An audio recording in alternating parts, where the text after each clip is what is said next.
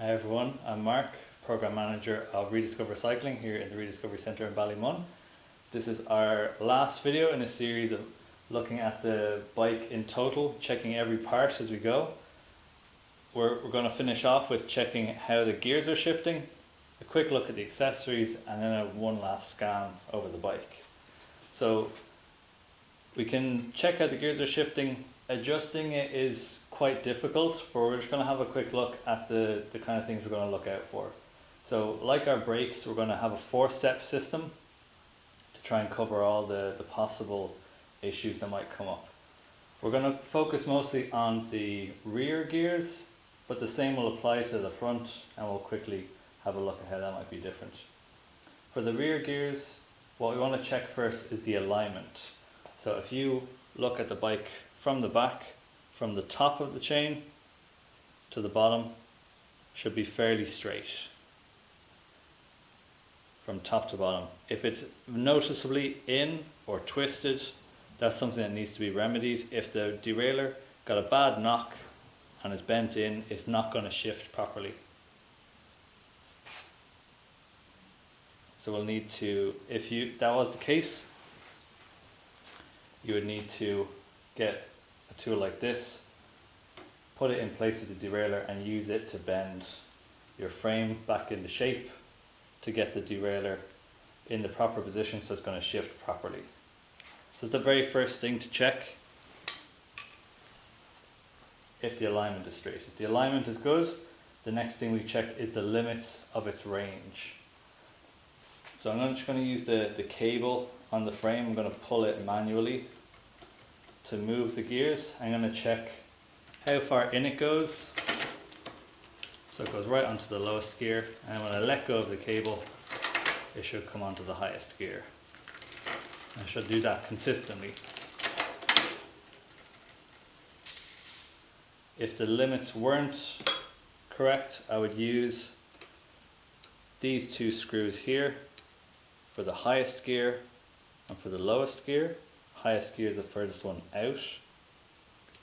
And adjusting this will adjust the position. We won't get too much into it, but your limits don't generally tend to change over time. But if there is an issue with that and the alignment is good, the limits might need to be adjusted.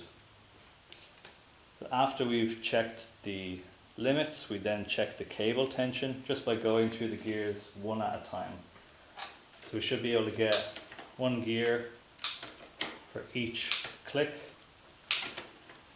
We go right the way up in one direction and then right the way down in the other.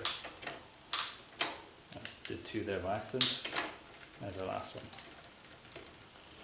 If when shifting it preferred one direction over the other, we might need to adjust it with the barrel adjuster, which works the same as our brake barrel adjuster. Turning it to the left will tighten the cable, move it on towards the lower gears.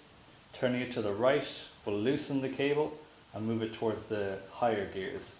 It's a difficult thing to get the hang of, but you can imagine pulling the gear manually if you wanted to move it a little bit more or a little bit less. But if you're tuning with the barrel adjuster and you just can't quite get it right, it might be our 4th check, which is checking for worn parts. Usually either the cable itself or the derailleur. I'm just going to push the derailleur into the lowest gear and leave it there. We'll loosen the cable and allow me to check underneath and see if the cable is in good condition or not.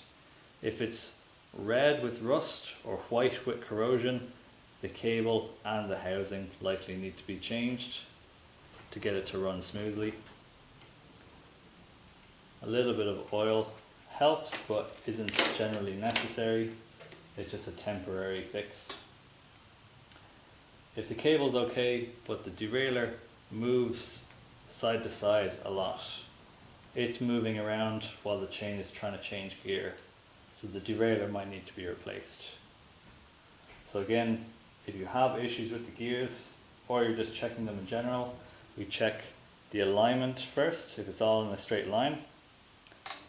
the limits of its range all the way up onto the lowest gear and back down to the highest. Then we go one gear at a time to see how it's behaving, and if you're cycling the bike regularly, you'll already know how it's behaving. And we can also check the parts, the condition of the cable and the condition of the derailleur. The same 4 steps apply to the front gears. It needs to be in line with the gears. It also needs to be nice and close. It needs to have the correct range to get the very highest gear and the very lowest gear. Although it's a little bit more nuanced than that, but we'll just go as far as that. And then our cable tension, so we can get each individual gear, although this one has multiple positions, so it's not as difficult to check on this one. And some of the other issues we might get with worn parts here is usually the derailleur itself. This one has a bit of movement to it, although it doesn't seem to be affecting the shifting for now. Or if our bottom bracket, which we looked at earlier, if that had a lot of play to it, or the gears were bent, they've been moving around while the chain is trying to shift, that would cause issues with shifting. So it's a big topic. We just kind of skimmed over the top there, but at least we've looked at some ways to check it and try and figure out what the problem might be. So that's our gears. Step 9 in our 10-step check is the accessories. So in this case you've got a carrier and some mud guards, and we're mainly just going to check, that's my 5, that all the bolts are tight. These are small bolts, so I'm using a torque wrench to make sure I'm not over tightening them. They're only going to about 5 Newton meters. Should be fine for those. They're all in a good position. Got mudguard up here. Now it's tight enough. If you had a bottle cage, bells, a basket, anything like that, just check that they're all secure and they're positioned properly, and that'll be your accessories check. And that's just to finish it off.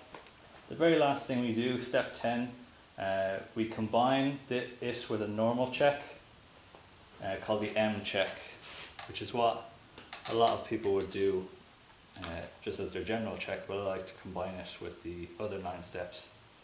We start from the front axle and we draw an M across the bike, and it covers most of the parts.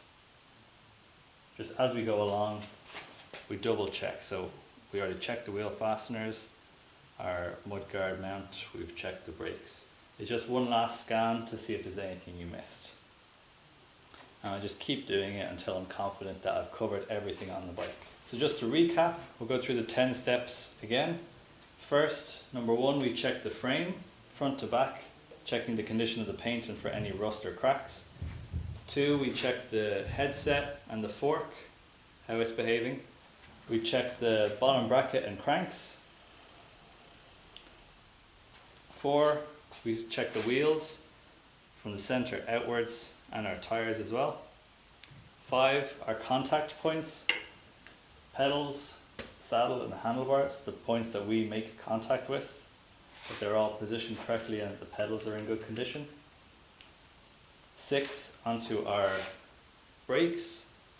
We had a 4-step system for that in our previous video. 7, onto our chain and gears. 8,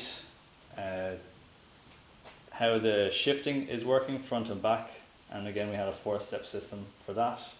9, our accessories, and 10, an M check scan across the bike. The more you do this kind of check, the easier it'll be and the more things you'll pick up on. And it's a very comprehensive check. It's hard to miss anything as you're going along. So it's good to do this every now and again on the bike. Make sure no small things are creeping up on you that you may not notice when you're cycling. I'll keep the bike in great condition. I hope you learned something, and I hope that your cycling is safe and fun. See ya.